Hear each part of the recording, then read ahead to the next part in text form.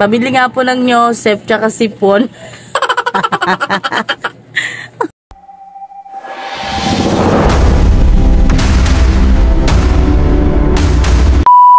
Mga may tindahan dyan.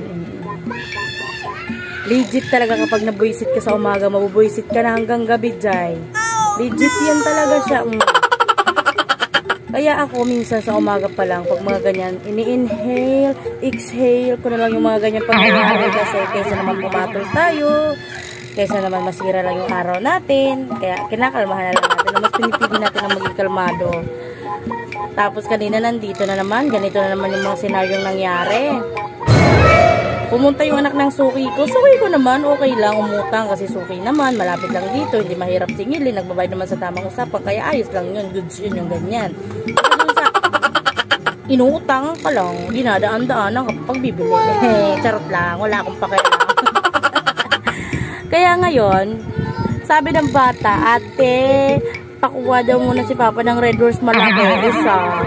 Tapos daw po yung sukli, arsina lang. Speechless siya, me. Inutangan mo na ako, hanapan mo pa ako ng sukli. Grabe naman yan. Huwag naman ganyan, dubli-dubli na yan yung pahirap sa ganyan. Hindi tayo uhusan pag ganyan yung mangyayari. Inutangan mo na ako, hinanapan mo pa ako ng sukli. Paano mo na si Ate Christine bubuhay nito? Oh. Ha, paano naman nahihinga? Paano naman magpapatuloy sa mga pangarap, sa mga goal? Kung gaganyanin. Inutangan mo na, hinanapan mo pa ako ng sukli. Readers daw malaki. Isa, pautang ang papa niya. At ang sukli daw, ay sinalang daw na malaki.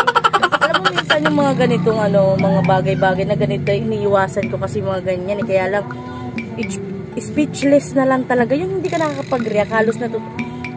Shocks ka na sa mga nangyayari, hindi ka makapaniwala na ganyan. Diba? Tinako talaga ikaw kung bata ka. Loko mo. Natawa ka. Sabi ng bata, bumili, bata. Pabili daw siya ng Yosef. Pabili nga po ng Yosef tsaka sipon. Nanay ng bata, sana cleaner mo. Cleanaro mo yung utos mo sa anak mo. Ano ka ba? Tapos sinabi mo, anak, bumili ka doon ng Yosef. Sabi mo yung para sa sipon. Yung bata naguluhan. Sabi niya kasi sa akin dito sa tindahan, pagbilan daw ng Yosef tsaka sipon. May maititinda akong Yosef pero sa sipon, walang naipon. Ganito.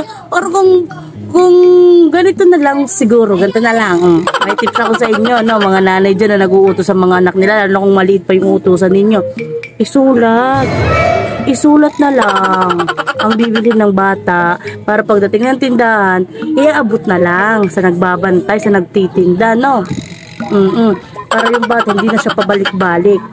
Kasi sabi niya nga sa akin kasi, pagbilhan daw siya ng Yosef at saka sipon. Andun yung problem tsaka solution. Nakakaloka kayo, ano ba? Grabe kayo, no? Dapat hindi ganyan kasi hindi ko alam hindi ko alam saan bibilin yun walang pinamimilan ng sipon, talagang ginagawa siya.